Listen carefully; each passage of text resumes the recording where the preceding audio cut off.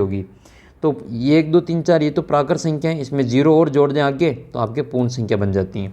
तो ये पूर्ण संख्या होनी चाहिए, पूरा पूरा नंबर होना चाहिए घात आपके, तो उसको अपन क्या कहेंगे, बहुपद कहेंगे। फिर एक शब्द आता है बहुपद की घात, डिग्री ऑफ पोलिनोमियल। तो डिग्री ऑफ पोलिनोमियल क्या होता है इसमें, तो जो बहुपद में चर होता है उसकी अधिकतम घात को क्या कहते हैं, बहुपद की जो घात कहते हैं।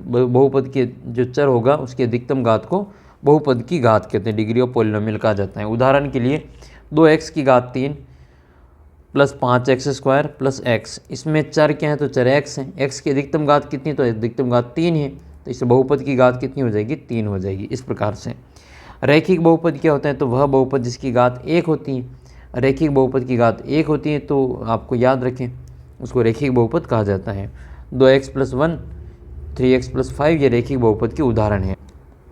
फिर आता है आपका रैखिक बहुपद का मानक रूप। इसका स्टैंडर्ड फॉर्म क्या होता है, मानक रूप क्या होता है, तो fx = ax + b इसका मानक रूप होता है, जहाँ पर a ≠ = 0, a का मान 0 नहीं होना चाहिए। फिर आता है आपका क्वाड्रेटिक पोलिनोमियल यानी कि द्विघात बहुपद। क्वाड्रेटिक मतलब जिसकी पावर 2 होती है, जिसका जो घात है वो 2 होता है। ऐसा बहुपद जिसकी घात 2 होती है इसको अपन क्या कहते हैं, द्विघात बहुपद कहते हैं। ये 2x² + 4x एक द्विघात बहुपद है। 9x² + 3x + 2 ये एक द्विघात बहुपद है। इसमें पावर 2 दिख रही है देखो, इसलिए इसको द्विघात समीकरण, द्विघात बहुपद कहा जाता है। समीकरण आपके चौथी प्रश्नावली में आएगा।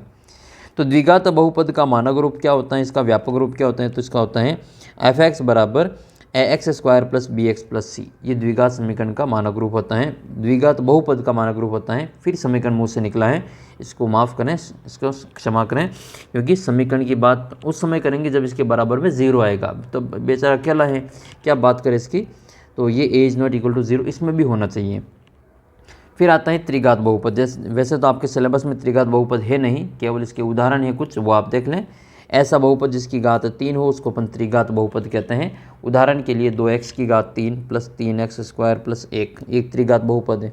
8y³ + 4y² + 7 ये एक त्रिघात बहुपद है। तो ये आपको याद रखना है, त्रिघात बहुपद का मानक रूप तक इसको याद रखें। त्रिघात बहुपद का मानक रूप होता है ax³ + bx² + cx + d, ये त्रिघात बहुपद का मानक रूप होता है, जिसमें x की अधिकतम कितनी घात है, 3 घात है। 3 घात है तो फिर इसके जो बहुपद को हम क्या कहेंगे, त्रिघाती बहुपद कहेंगे। तो वापस मैं आपके लिए कहता हूँ कि PDF हमारे ऐप के अंदर मिल जाएगी इसकी, और PDF मैंने डाल रखी है अपनी जो टेस्ट सीरीज़ उसमें आपको मिल जाएगी। और टेस्ट सीरीज़ आप ज़रूर ज्वाइन करना, टॉपर बनाने वाली जो टेस्ट सीरीज़ है उसमें आपको काफ़ी फ़ायदा मिलेगा, ये मेरी आपको गारंटी है। और जो हम पढ़ रहे हैं उसको हम बेसिक से पढ़ेंगे, आपको छोटी छोटी चीज़ें वो सारी चीज़ इसमें बताई जाएगी, जो भी इसमें काम आती है वो सारी चीज़ आप उसको समझेंगे। तो आप ज़रूर अपने ऐप के अंदर जो टेस्ट सीरीज़ है, टॉपर बनाने वाली टेस्ट सीरीज़, उसको आप ज्वाइन करें, और इससे मेरे को सपोर्ट भी मिलेगा और आपको उसमें ट्यूशन करने की ज़रूरत भी नहीं पड़ेगी। मैं आपको पूरी गणित उसी टेस्ट सीरीज़ में आपको करवा दूँगा। तो नाम मात्र का जो 399 का जो शुल्क है वो आप इसमें ज्वाइन कर सकते हैं। बाकी आप इसमें देखो, ये 400 रुपये की टेस्ट सीरीज़ है, लेकिन 400 रुपये अगर आप ट्यूशन पढ़ने जाएंगे तो एक महीने की भी अगर आप ट्यूशन पढ़ने जाएंगे तो इस एक महीने की ट्यूशन का आपको 500 से 600 रुपये आराम से वहाँ पे देने पड़ेंगे। लेकिन यहाँ आपको 399 में आपको पूरी जो टेस्ट सीरीज़ वो आपको मिल रही है, जिसमें आपको गणित, विज्ञान, सामाजिक इन सभी के टेस्ट मिलेंगे चैप्टर वाइज। इसके अलावा PYQ मिलेंगे, पुराने पेपर मिल जाएंगे PDF के रूप में। नोट्स के जो 1 लाइनर हैं वो आपको मिल जाएंगे, अलग अलग जो बोर्ड हैं उनकी।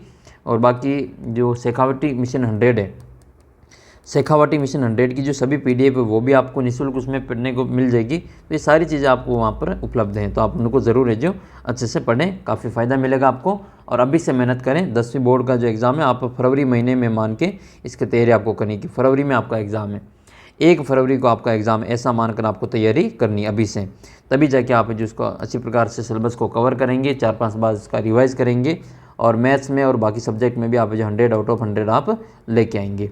तो उसके लिए आप मेहनत करें, मैं भी आपके साथ में मेहनत करूँगा, आपको भी मेरे साथ में जो मेहनत करनी है। बिना मेहनत के कुछ नहीं मिलता है, मेहनत करनी पड़ती है। बहुपद का हल क्या होता है, बहुपद का मान क्या होता है, बहुपद का मूल क्या होता है, तो ये हम इसमें सीखेंगे। तो बहुपद का जो मूल, मान, हल, ये समीकरण के लिए भी काम आता है। ये शब्द आपके समीकरण में भी देखने को मिलेंगे।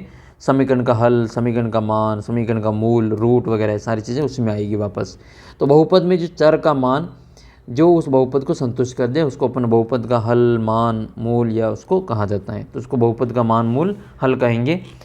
एक शब्द आपके इसमें आया होगा बहुपद के शून्यक। ये जीरोज़ क्या होता है, नाम से पता चल रहा है, शून्यक शून्य करने वाला। ऐसा चर का ऐसा मान जो बहुपद को शून्य कर दें, चर का ऐसा मान जो बहुपद को क्या कर दें, जीरो कर दें। कितना ही बड़ा हीरो हो उसको जीरो पे लाके पटक दें, उसको अपन शून्य कहेंगे। वही हमारे लिए हीरो होगा जो इसको ज़ीरो कर दें। तो भाई बहुपद में जो चर होगा उसका मान ज्ञात करेंगे, मान रख के देखेंगे कि भाई किसका मान, जो चर x का मान कौन सा है जो उसको ज़ीरो कर रहा है, वही हमारे लिए क्या हो जाएगा, शून्यक हो जाएगा। उदाहरण के लिए एक बहुपद है जैसे हमारे पास में f(x) बराबर ये है हमारे पास में x-2। अब मैं आपसे पूछता हूँ कि x का ऐसा क्या मान रखें कि ये इसको जो -2 करने पे इसको ज़ीरो कर देता। आप सीधा सा उत्तर देंगे कि x की जगह पे 2 रख के देख लो, इसको ज़ीरो कर देगा, तो 2 - 2 बराबर 0 हो रहा है। फिर आपका जो नेक्स्ट है ये है कि किसी भी शून्य बहुपद के शून्य ज्ञात करने के, तो उसका एक तरीका है कि आप उसकी घात देख लो। जिसकी जितनी घात होती है उसके उतने ही शून्य प्राप्त होते हैं। मान लो कोई रेखिक बहुपद है, उसकी घात 1 होगी तो उसका 1 शून्य आएगा, 2 घात वाला है तो उसके 2 शून्य आएंगे, 3 घात वाले के 3 शून्य आएंगे। तो जिसकी जितनी घात होती है उसके उतने ही शून्य प्राप्त होते हैं। उदाहरण के लिए n घात वाले बहुपद के अधिकतम n शून्य प्राप्त होंगे। ठीक है, ये आपको याद रखना है। जैसे रेखिक बहुपद की जो शून्यकों की संख्या 1 होती है, द्विघात बहुपद की अधिकतम शून्यकों की संख्या 2 होती है। ठीक है, ये आपको याद रखना है। 2.1 प्रश्नावली में है कि आपको इस प्रकार से ग्राफ दे रखा है और उसके शून्यकों की संख्या बतानी आसान है। इसके लिए क्या करना है कि आपको इसमें जो x अक्ष है आड़ी लाइन, इसको देखना है कि इसको ये जो ग्राफ है वो कितनी बार काट रहा है। जो जितनी बार काटेगा x अक्ष को उसके उतने ही शून्य प्राप्त होंगे। इसमें देखो ये लाइन x अक्ष को काट रही है क्या, नहीं काट रही, तो इसके शून्य 0 हो जाएंगे। ये 1 बार काट रही देखो यहाँ पे, तो उसका मतलब इसका 1 शून्य हो जाएगा। ये 2 बार काट रही है, 3 बार काट रही है, तो इसके 3 शून्य हो जाएंगे। तो ये x अक्ष को कोई भी ग्राफ जितनी बार काटता है उसके उतने शून्य प्राप्त होते हैं। इसके 2 बार है तो 2 शून्य आ जाएंगे, ये 4 बार है तो इसके 4 शून्य आएंगे, ये 3 बार तो इसके 3 शून्य आ जाएंगे। ठीक है, इस प्रकार से आपको जो इसमें शून्यकों की संख्या लिख लेना है। फिर इसके बाद में क्या आएगा आपके इसमें द्विघात बहुपद के जो बहुपद में जो शून्य होंगे उनके और गुणांकों में संबंध बताना है। तो उसके लिए आपको 2 फॉर्मूले याद करना है। एक तो शून्यकों का योगफल निकालना है, एक इसमें शून्यकों का गुणनफल निकालना है। शून्यकों का योगफल ज्ञात करने के लिए हम जो भी 2 शून्य आएंगे उनको नाम दे देंगे, एक को अल्फा नाम दे देंगे, दूसरे को बीटा नाम देंगे। द्विघात है तो इसके 2 शून्य आएंगे, एक को अल्फा दूसरे को बीटा नाम देने के बाद में फिर हम इसमें इसके जो गुणांक होंगे ए, बी और सी, इसकी और इसके शून्य अल्फा बीटा की तुलना करेंगे। शून्यकों का योगफल निकालेंगे जिसको अपन अल्फा प्लस बीटा कहेंगे, जिसका मतलब क्या होता है माइनस का b बटा a होता है। माइनस तो पहले से ही है और ये b जो है वो आपका x का गुणांक है, ये भी x का गुणांक हो जाएगा और हमारा जो a है वो x² का गुणांक रहेगा। फिर हम शून्यकों का गुणनफल निकालेंगे, प्रोडक्ट निकालेंगे इनका। ठीक है, जीरोज़ का प्रोडक्ट, तो उसमें अल्फा इंटू बीटा आएगा यानी कि c बटा a हो जाएगा। c क्या है तो अचर पद है, a हमारा x² का गुणांक है। तो अगर आपके यहाँ पर जो एक द्विघात बहुपद के शून्यकों का योगफल और शून्यकों का गुणनफल दे रखा हो तो आप इसको इस शॉर्टकट ट्रिक के माध्यम से इसका बहुपद निकाल सकते हैं। वो बहुपद का शॉर्टकट ट्रिक क्या है, x² माइनस शून्यकों का योग यानी कि alpha plus beta into x plus शून्यकों का गुणा यानी कि गुणनफल, या फिर x² minus alpha plus beta into x plus alpha into beta. ये बहुपद की निकालने की शॉर्ट ट्रिक है। जब आपको 2 शून्यक दे दे या 2 शून्यकों का योग और गुणनफल दे दें, 2 शून्यक दे देंगे तो उनका योग और गुणनफल कर लेंगे, और 2 शून्यकों का योग और गुणनफल पहले से दे रखा है तो सीधा इस फॉर्मूले में मान लिख के इसका बहुपद निकाल लेंगे।